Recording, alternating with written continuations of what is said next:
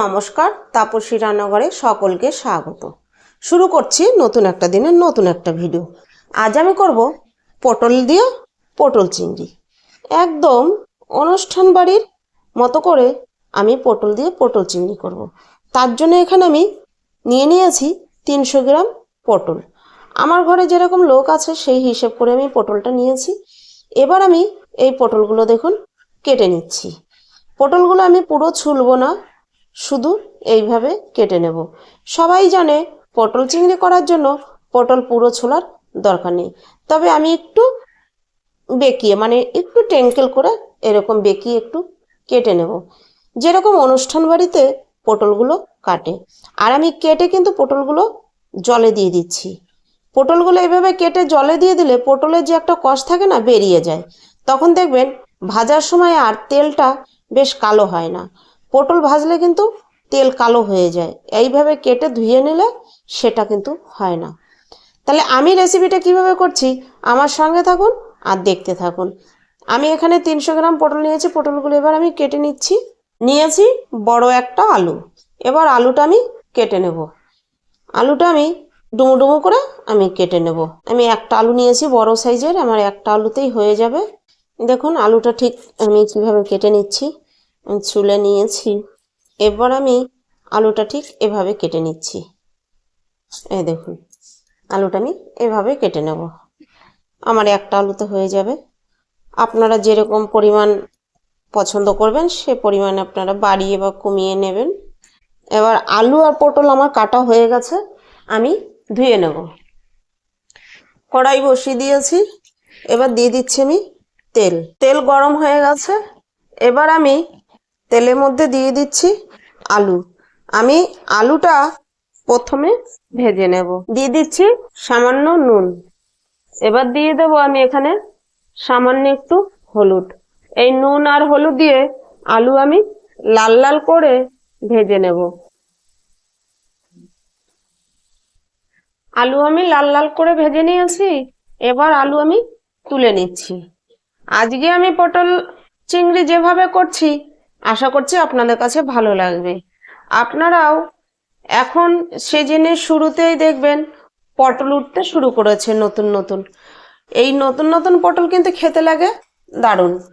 প্রথমের দিকে পটলগুলো যখন ওঠে তখন খেতে বেশি ভালো লাগে। এবার এখানে আমি দিয়ে দিচ্ছি পটলটা দিয়েও আমি কিন্তু ভেজে নেব। এবার এই পটলের মধ্যে আমি দিয়ে দেব সামান্য একটু নুন দিয়েই ভেজে নেব, তাহলে পটলের মধ্যে নুনটাও ভালোভাবে ঢুকবে। দিচ্ছি একটু হলুদ। আমার এই রেসিপিটা দেখে আপনারাও একবার এইভাবে পটল চিংড়ি করে দেখবেন, ভীষণ ভালো হয় এইভাবে রেসিপিটা করলে। একদম অনুষ্ঠান বাড়ির মতনই স্বাদ চলে আসে। এবার পটলগুলো আমি লাল লাল করে ভেজে নেব। পটলগুলো আমার ভাজা হয়ে গেছে, এবার আমি তুলে নিচ্ছি। এবার এই তেলের মধ্যেই দিয়ে দিচ্ছি আমি চিংড়ি মাছ। চিংড়ি মাছগুলো আমি ভেজে নেব। চিংড়ি মাছের মধ্যে আমি দিয়ে দিচ্ছি সামান্য নুন আর দিয়ে দেব সামান্য হলুদ দিয়ে চিংড়ি মাছগুলো আমি ভেজে নেব। চিংড়ি মাছ ভাজা হয়ে গেছে, এবার তুলে নেব। এর থেকে বেশি লাল করে কিন্তু চিংড়ি মাছ ভাজবো না, তাহলে কিন্তু চিংড়ি মাছটা শক্ত হয়ে যাবে। এই তেলের মধ্যে আমি দিয়ে দিচ্ছি আরো কিছুটা তেল।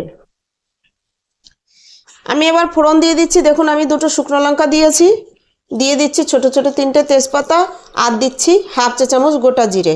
ফোড়নটা হয়ে আসা পর্যন্ত কয়েক সেকেন্ড আমি নেড়ে নিচ্ছি। ফোড়ন আমার হয়ে গেছে। এবার এখানে দিয়ে দিচ্ছি বড় সাইজের একটা পেঁয়াজ বেটে রেখেছি, পেঁয়াজ বাটা। এই পটল চিংড়ির রেসিপিটাতে বা রান্নাটাতে পেঁয়াজ বেটে ব্যবহার করবেন, এতে রান্নার টেস্টটা বেশি হয়। এবার দিয়ে আমি ফোড়নের সঙ্গে ভালো করে মিশিয়ে নিয়েছি। এবার দিয়ে দিচ্ছি আমি পরিমাণ মতো নুন। দিয়ে আমি পেঁয়াজের কাঁচা গন্ধ চলে যাওয়া পর্যন্ত আমি ভেজে নেব। পেঁয়াজের কাঁচা গন্ধ চলে যাওয়া পর্যন্ত আমি ভালো করে ভেজে নিয়েছি। এবার দিয়ে দিচ্ছি কাঁচা লঙ্কা বাটা। এখানে 2 চা চামচ কাঁচা লঙ্কা বাটা আমি দিয়ে দিচ্ছি ঝালের জন্য, আর দেব 1 চা চামচ আদা বাটা, আর দিচ্ছি 1/2 চা চামচ রসুন বাটা। পটল চিংড়িতে রসুন বাটা পরিমাণটা একটু কম ব্যবহার করবেন, তাতে ভালো হবে। এবার ভালো করে আমি সব মশলাগুলো মিশিয়ে আদা রসুন কাঁচা লঙ্কার কাঁচা গন্ধ চলে যাওয়া পর্যন্ত আমি ঢাকা দিয়ে কষে নেব 2 মিনিট। আমি ঢাকা তুলে নিচ্ছি। দেখুন আমি ঢাকা দিয়ে 2 মিনিট কষে নিয়েছি। এবার আমি এখানে কিছু মশলা অ্যাড করব। তার আগে আমি এখানে সামান্য পরিমাণ জল অ্যাড করে দিচ্ছি, যেন এই মশলাটা যেন দিলে পুড়ে না যায়, তার জন্য আমি জলটা অ্যাড করে দিয়েছি। এবার এখানে দিয়ে দিচ্ছি আমি 1 চা চামচ জিরে গুঁড়ো, 1 চা চামচ ধনে গুঁড়ো, আর দিচ্ছি 1 চা চামচ কাশ্মীরি লঙ্কার গুঁড়ো, এটা কালারের জন্য। এবার এই মশলাগুলো দিয়ে আমি আর একটু জল এখানে দেব। জল দিয়ে মশলাগুলো আমি ভালো করে কষে নেব একদম তেল ছেড়ে আসা পর্যন্ত। তবে আমি ঢাকা দিয়ে দিয়ে আজ একদম লো রেখে মশলাটা কষবো। এবার ঢাকা আমি আবার তুলে নিচ্ছি। দেখুন আমি মশলাগুলো দিয়ে আমি 2 মিনিট কষে নিয়েছি, তেল ছেড়ে এসছে। এবার এখানে আমি অ্যাড করে দিচ্ছি হলুদ, পরিমাণ মতো হলুদ। এবার হলুদ দিয়ে মিশিয়ে নিচ্ছি। নিয়ে আমি এখানে এবার দিয়ে দিচ্ছি বড় সাইজের একটা টমেটো, আমি বেটে রেখেছি টমেটো বাটা বা টমেটো পিউরি। এবার দিয়ে আমাকে ভালোভাবে কিন্তু কষতে হবে। তবে এখন আমি এখানে একটু দিয়ে দেব চিনি, 1/2 চা চামচ চিনি দিচ্ছি। চিনিটা আপনারা পছন্দ না করলে বাদ দিতে পারেন, তবে একটু চিনি দিলে ভালো লাগে। আর টমেটো দিয়েছি, টমেটোর তো একটা টক আছে, সেই টকটা ব্যালেন্স করার জন্যই আমি এই চিনিটা ব্যবহার করেছি।